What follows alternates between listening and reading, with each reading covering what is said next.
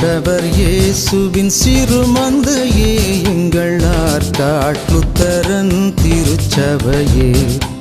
ஆண்டவர் இயேசுவின் சிறுமந்தையே, எங்கள் ஆற்காட்டுத்தரன் திருச்சபையே. பயந்திடாதே, நீ கலங்கிடாதே, விசுவாசத்தோ. ஆண்டவராக இயேசு கிறிஸ்துவின் திருப்பெயராலே உங்கள் யாவருக்கும் ஸ்தோத்திரங்களையும் வாழ்த்துதலையும் தெரிவித்துக் கொள்கிறேன். இந்த தியானத்திற்கு ஆரம்பமாக கண்களை மூடி இறைவேண்டல் செய்வோம். எல்லா நன்மைக்கும் மூச்சுக்கும் காரணராயிருந்து எங்களை மட்டுமாய் பாதுகாத்து தாங்கி அரவணைத்து வழிநடத்துகிற எங்கள் அன்பின் பரலோக பிதாவே, நாங்கள் உண்மை ஸ்தோத்தரிக்கிறோம். இப்பொழுதும் நாங்கள் தியானிக்க இருக்கிறோம். உடைய திரு வார்த்தை எங்கள் அனைவரையும் வழிநடத்தட்டும். இறை மைந்தன் இயேசுவின் வழியாய் ஜெபிக்கிறோம், ஜீவனுள்ள நல்ல பிதாவே, ஆமேன்.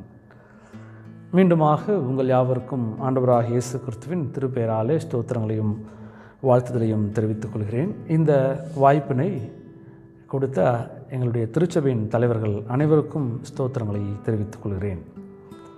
இன்றைய நாளின் தியானத்திற்காக தெரிந்து கொள்ளப்பட்ட வசனம் யோவேல் 2ஆம் அதிகாரம் 12ஆம் வசனம். யோவேல் 2:12. ஆதலால் நீங்கள் இப்பொழுதோ உபவாசத்தோடும் அழுகையோடும் புலம்பலோடும் உங்கள் முழு இருதயத்தோடும் என்னிடத்தில் திரும்புங்கள் என்று கர்த்தர் சொல்கிறார். ஆதலால் நீங்கள் இப்பொழுதே உபவாசத்தோடும் அழுகையோடும் புலம்பலோடும் உங்கள் முழு இருதயத்தோடும் என்னிடத்தில் திரும்புங்கள் என்று கர்த்தர் சொல்கிறார். யோவேல் தீர்க்கதரிசன புத்தகத்திலே யோவேல் தீர்க்கதரிசி வாழ்ந்த காலத்திலே ஒரு பெரிய வெட்டுக்களின் மூலமாக அந்த தேசத்திற்கு அழிவு ஏற்பட்ட காலகட்டங்களிலே இது கடவுளின் நியாயத்தீர்ப்பாக பார்க்கப்பட்ட ஒரு சமயம். அந்த காலத்திலே கர்த்தரிடத்திற்கு திரும்புங்கள், அதாவது என்னிடத்திற்கு திரும்புங்கள் என்று இந்த வசனம் சொல்லப்படுகிறது. அதை இப்படியே இன்றைய காலகட்டத்திலே நம்மோடு இந்த வசனத்தை தொடர்படுத்தி பார்க்கும் பொழுது, கர்த்தரிடத்தில் திரும்புங்கள், உங்கள் முழு இருதயத்தோடு என்னிடத்தில் திரும்புங்கள் என்று கர்த்தர் சொல்கிறார். இந்த காலங்கள் உபவாச காலங்களாக இருக்கிறது. உபவாச காலத்திற்குள்ளாக நாம் வந்திருக்கிறோம். இந்த வசனத்தை நம்மோடு ஒப்பிட்டு பார்க்கும் பொழுது நாம் கர்த்தரிடத்தில் திரும்ப வேண்டிய காலமாய் இது இருக்கிறது. நாம் கர்த்தரிடத்தில் திரும்ப வேண்டும் என்று சொன்னால், ஒருவேளை நம்முடைய பழைய வாழ்க்கையை விட்டு, பழைய பாவங்களை விட்டு, பழைய நிலைமைகளை விட்டு கர்த்தரிடத்தில் திரும்ப வேண்டும் என்று சொன்னால் நாம் ஒரு 3 காரியங்களை நம்முடைய வாழ்க்கையிலே செய்ய வேண்டும்.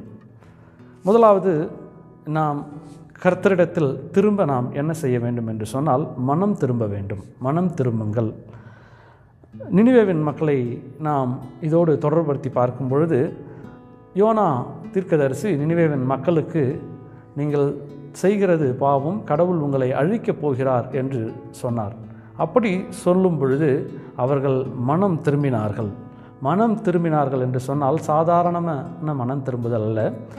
தங்கள் பொல்லாத வழிகளை விட்டு தாங்கள் செய்கிற எல்லா பாவங்களிலே இருந்தும் அவர்கள் விலகி மனம் திரும்பி தாம் செய்வது பாவம் என்பதை ஆழ் மனதோடு கூட அவர்கள் உணர்ந்தவர்களாய் மனம் திரும்பினார்கள். கிறிஸ்துவுக்குள் பிரியமான தேவ பிள்ளைகளை, இன்றைய காலகட்டத்திலே கூட நமக்கு கொடுக்கப்பட்டிருக்கிற இந்த காலத்திலே ஒருவேளை நாம் உபவாசம் இருப்போம்.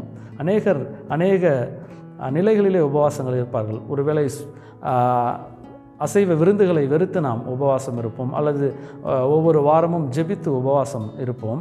ஆனால் ஒவ்வொருவரும் அவர்களுடைய உடல்நிலைக்கேற்றவாறு நாம் உபவாசம் இருப்போம். ஆனால் வேத வசனம் சொல்லுகிறது, நாம் வெளியரங்கமாய் எவற்றை செய்தாலும் அதை கர்த்தர் பார்க்கிறார். காரணம் என்னவென்று சொன்னால், நாம் வெளியரங்கமாய் இந்த 40 நாட்களுக்கு இவைகளை எல்லாம் செய்வோம். ஆனால் உள்ளார இருக்கிற நம் உள்ளார்ந்த அழுக்கானது அது மாற வேண்டும்.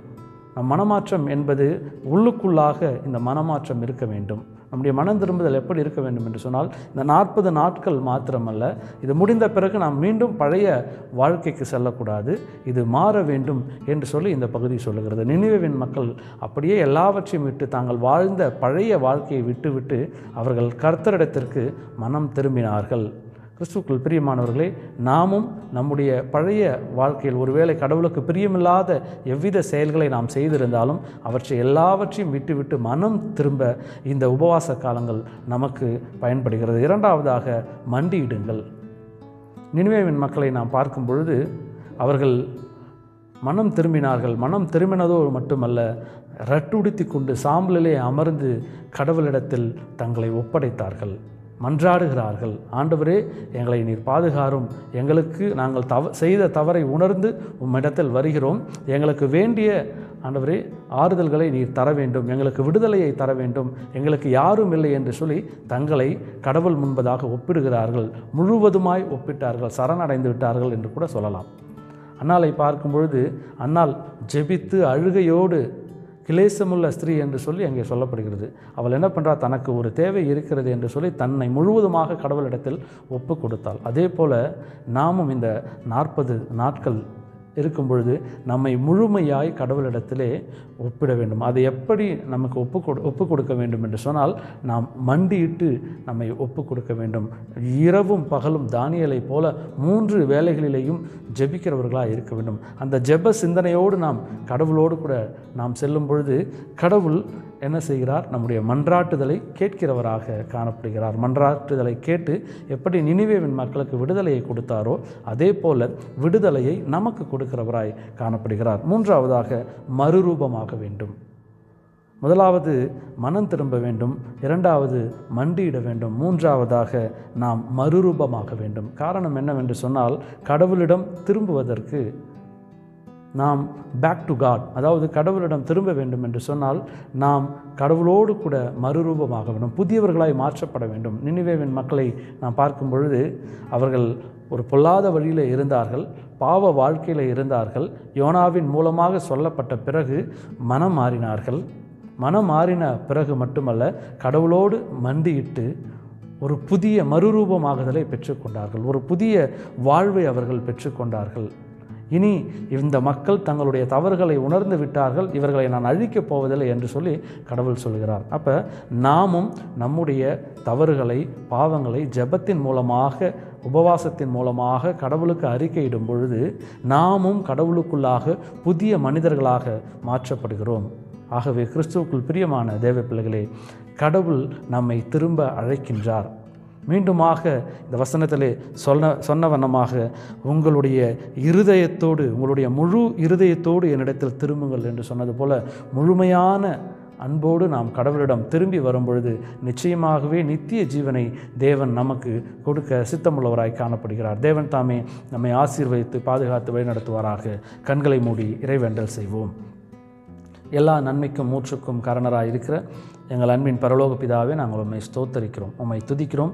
நீர் கொடுத்த மனமகிழ்ச்சியின் இந்த நாளுக்காக நன்றிகளை ஏறெடுக்கிறோம். குறிப்பாக கர்த்தாவே, நாங்கள் வேதத்திலே வாசிக்கிற வண்ணமாக கர்த்தரிடத்தில் திரும்புங்கள் என்று சொன்ன வண்ணமாக கர்த்தரிடத்தில் நாங்கள் திரும்பும் பொழுது கர்த்தாவே, எங்கள் முழு மனதோடு ஜெபத்தோடு மறுரூபமாகுதலை பெற்றுக்கொள்ள நீர் எங்களுக்கு உதவி செய்திருளும்.